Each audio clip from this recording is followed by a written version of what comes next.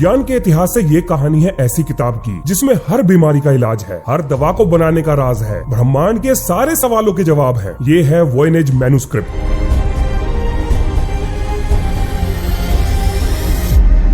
किसने लिखी है ये किताब, क्यों लिखी है ये किताब, किस भाषा में लिखी गई है ये किताब और क्यों इसके कोड को दुनिया के सबसे शक्तिशाली कंप्यूटर्स भी तोड़ नहीं पाए। 1912 फ्रस्काती इटली में एक Polish American bookseller Wilfred Voynich Jesuit college में किताबें खरीदने जाते हैं। विल्फ्रेड वॉयनेज ये आदमी रेयर किताबों को खरीदने और बेचने का काम करता था। उस समय जेसुइट कॉलेज को पैसे की बहुत जरूरत थी, तो वो विल्फ्रेड वॉयनेज को अपने यहाँ से कुछ किताबें बेचने का मन बनाते हैं। जब वॉयनेज किताबों को छांट रहे थे तो उनकी नजर एक बिना कवर की भद्दी सी किताब पर पड़ती है जिसको बकरे के चमड़े से सीला हुआ था। जब वॉयनेज उस किताब को खोलते हैं तो उस किताब के अंदर सोलर सिस्टम से जुड़ी हुई drawings, astrological events, hybrid plants, ऐसे पेड़ पौधे जिनके ऊपर फलों के रूप में मानव शरीर के अंग लटक रहे थे और ऐसी ऐसी चीजें दर्शाई गई थी जिनका वास्तविकता से कोई भी लेना देना नहीं था। और ये किताब किस भाषा में लिखी थी ये भी समझ में नहीं आ रहा था। और ये बात मायने रखती है क्योंकि वॉयनेज 5 भाषाएं लिख सकते थे और 15 भाषाएं समझ सकते थे, क्योंकि ये आदमी रशिया के अच्छे घराने में पैदा हुआ था, दुनिया की टॉप 3 यूनिवर्सिटीज से पढ़ा था, साइबेरिया की जेल में बंद रहा था और जेल तोड़कर लंदन भाग गया था। ये कोई मामूली आदमी नहीं था। और क्योंकि इस अजीबोगरीब किताबों खोजने का श्रेय इस आदमी को जाता है, इसीलिए इस किताब का नाम इस आदमी के नाम पर पड़ा, यानी वॉयनेज मैन्युस्क्रिप्ट। अब वॉयनेज ने इस किताब के कोड को तोड़ने के लिए अपनी पूरी जिंदगी लगा दी, क्योंकि वॉयनेज को ऐसा लगता था कि ये किताब मानव इतिहास की सबसे बेशकीमती चीज है। वॉयनेज पूरी दुनिया में घूम घूम कर एक्सपर्ट कोड ब्रेकर से जाकर मिलने लगे, लेकिन कोई भी इस किताब के कोड को नहीं तोड़ पाया। अपनी रिसर्च के आधार पर वॉयनेज इस नतीजे पर पहुंचे कि शायद ये किताब रॉजर बेकन ने लिखी हो। रॉजर बेकन आज के समय साइंटिफिक कम्युनिटी में इतिहास में सबसे ज्यादा रेस्पेक्टेड केमिस्ट में से एक है। यही है वो जिन्होंने यूरोप को पहली बार गन पाउडर का फॉर्मूला दिया था, लेकिन इनका भी जीवन परेशानियों से भरा पड़ा था। अब क्योंकि जिस जमाने में ये साइंस की प्रैक्टिस कर रहे थे, उस जमाने में साइंस की प्रैक्टिस को चर्च के रूल्स के खिलाफ माना जाता था, तो ये बहुत सारे लोगों की आंख का कांटा बने हुए थे। अब रॉजर बेकन की इन साइंटिफिक हरकतों को देखते हुए उन्हें जेल में डाल दिया जाता है। लेकिन क्योंकि चर्च में कुछ लोग रॉजर बेकन के फेवर में थे, तो इन्हें जेल में ही अपने एक्सपेरिमेंट कंडक्ट करने के लिए सुविधाएं मुहैया कराई जाती हैं। और ऐसा माना जाता है कि रॉजर बेकन ने जेल के अंदर ही सीक्रेट कोड के रूप में अपनी इस किताब को लिखा था। ये एक साइंटिफिक थ्योरी है, इसे अभी तक प्रूव नहीं किया गया है। अब ये बात तो बिल्कुल सही है कि वॉयनेज इस बुक से जुड़ा हुआ कोड नहीं तोड़ पाए थे, लेकिन उनके हाथ एक लेटर लगा था जो कि 1665 में एक फेमस डॉक्टर जॉन मैरिक मार्ची ने लिखा था, जिसमें ये मेंशन था कि उनके पास एक सीक्रेट बुक है जो कि कोडेड भाषा में लिखी है और वो इसके कोड को तोड़ने के लिए इसे अपने एक दोस्त एथेनासियस क्रीचर को दे रहे हैं। मार्ची अपने लेटर में ये भी बताते हैं कि ये किताब एक जर्मन राजा के पास थी जिन्होंने एक भारी भरकम कीमत देकर इस किताब को खरीदा था। और कमाल की बात ये थी कि इस लेटर में रॉजर बेकन को एज अ ऑथर मेंशन किया गया था। अब वॉयनेज के दिमाग में एक सवाल आता है कि आखिर कैसे ये किताब बेकन से जर्मन राजा तक पहुंची। तो वॉयनेज के हिसाब से इस किताब को बेकन से राजा तक पहुंचाने के लिए डॉक्टर डी ने अपनी भूमिका निभाई थी। डॉक्टर डी ये क्वीन एलिजाबेथ द फर्स्ट के कोर्ट के मेंबर थे, एक साइंटिस्ट थे और बहुत यंग एज से इनकी पहुंच रॉजर बेकन के द्वारा लिखी गई किताबों तक थी। अब डॉक्टर डी ने भी इस किताब को डिकोड करने की बहुत कोशिश करी, लेकिन वो फेल हो गए और उसके बाद डॉक्टर डी ने इस किताब को एक जर्मन राजा को बेच दिया। अब इस किताब के अंदर लिखे हुए राज तभी खुल सकते थे अगर कोई इस किताब को डिकोड कर पाए। और इसे डिकोड करने के लिए सबसे पहला काम जो करना था वो ये पता करना था कि आखिर ये किताब लिखी किसने है और लिखी क्यों है और किस भाषा में लिखी है और क्या उसने इन कोड को तोड़ने का कोई तरीका भी लिखा है। इसी चीज की खोज में ये किताब एक जगह से दूसरी जगह भटक रही थी। अब इस किताब के कोड को तोड़ने के लिए और लोगों ने भी अपने हाथ साफ किए थे, जिनमें से एक थे विलियम फ्रीडमैन, जिन्होंने वर्ल्ड वॉर 2 के दौरान जैपनीज कोड पर्पल को तोड़ा था। इन्होंने अपने 30 साल लगा दिए, हाँ जी 30 साल लगा दिए इस किताब के कोड को तोड़ने में और फाइनली इन्होंने ये कहा कि इसके कोड को तोड़ा नहीं जा सका। अब 1930 में वॉयनेज का देहांत हो जाता है और ये किताब उनकी पत्नी के पास चली जाती है और 30 साल बाद उनकी पत्नी की मृत्यु के बाद ये किताब येल लाइब्रेरी में चली जाती है, जहां आज भी ये किताब ऐसी की ऐसी ही रखी है। अब जैसे ही इंटरनेट का चलन बढ़ा, येल लाइब्रेरी ने इस किताब के पेजों को स्कैन करके इंटरनेट पे पब्लिश करना शुरू कर दिया और इस किताब के चर्चे पूरी दुनिया में आग की तरह फैल गए। करोड़ों लोग इस किताब के कोड को तोड़ने की कोशिश करने लगे और फिर 2009 में यूनिवर्सिटी ऑफ एरिजोना से एक जबरदस्त खबर आई। अब वैज्ञानिकों ने ये डिसाइड करा कि वो इस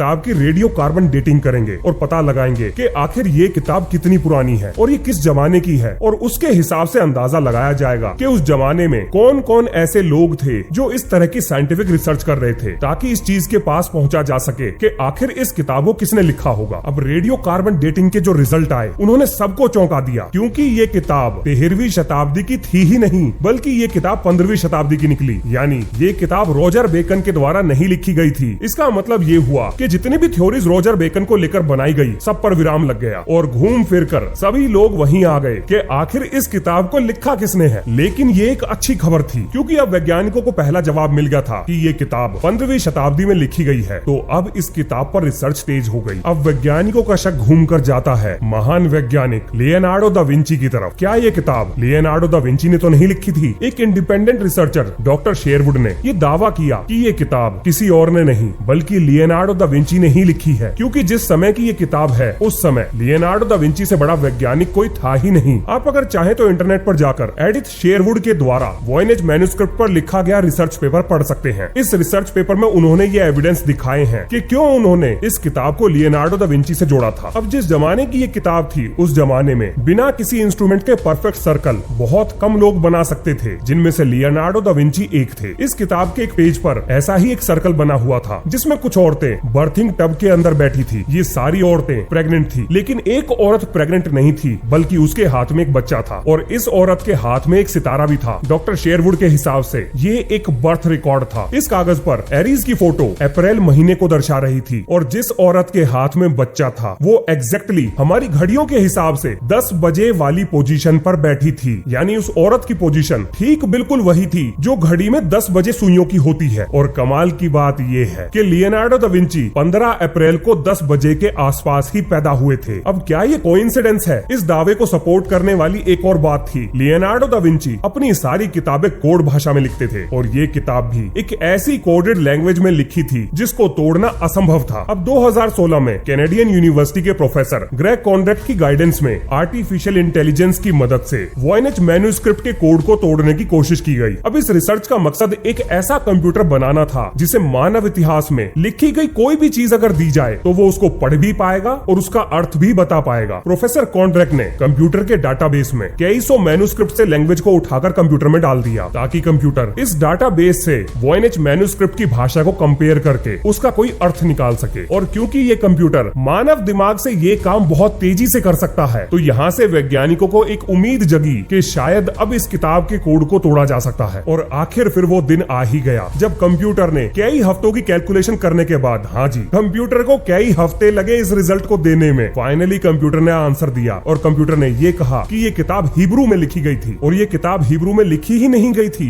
बल्कि ये एक अल्फाग्राम थी। अल्फाग्राम का अर्थ होता है जिसमें हम शब्दों को जंबल वर्ड्स की फॉर्म में लिखते हैं, जैसे कैट को अगर एक्ट लिखा जाए। लेकिन कमाल की बात ये है कि एक्ट का भी एक अल्फाग्राम होता है, तो ये बहुत कंफ्यूजिंग था। अब देखिए इसको डिकोड करने में क्या मुसीबत थी। मान लेते हैं कि आपने एक वर्ड का अर्थ निकाला, अब आपने दूसरे वर्ड का अर्थ निकाला। अब अगर ये दोनों वर्ड एक साथ फिट नहीं बैठ रहे तो आपको ये फिगर आउट करना पड़ेगा कि पहला वर्ड सही था या दूसरा वर्ड सही है। अगर पहला वर्ड सही है तो दूसरे को दोबारा फिगर आउट करो, और अगर दूसरा सही है तो पहले को दोबारा फिगर आउट करो। और इस तरीके से अब तक आपने जितने भी वर्ड फिगर आउट किए हैं उन सारे वर्ड्स को दोबारा मैच करो, और अगर उनमें से एक भी वर्ड गड़बड़ा जाता है तो पूरे सीक्वेंस को दोबारा करो। अब ये सारी जानकारी देने के बाद कंप्यूटर ने अपने हाथ खड़े कर दिए कि भैया मेरे बस की नहीं है इस किताब को डिकोड करना, किसी और को ढूंढो। अब 2017 में एक जर्मन इजिप्शियन एथोलॉजिस्ट ने 3 साल इस किताब पर रिसर्च करी और 2020 में अपना रिसर्च पेपर पब्लिश किया, और उन्होंने इस किताब के बहुत सारे पैराग्राफ्स को डिकोड कर लिया। और उनके हिसाब से